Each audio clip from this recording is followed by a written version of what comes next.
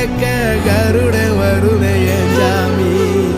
கோவில் சேல கவுளி சொன்ன சகுன வரும்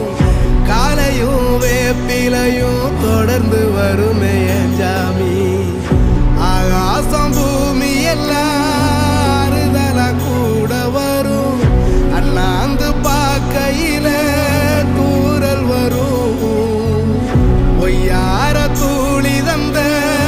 அலமரம் கூட வரும் அத்தோரம் கால் நடந்த சேரும் வரும்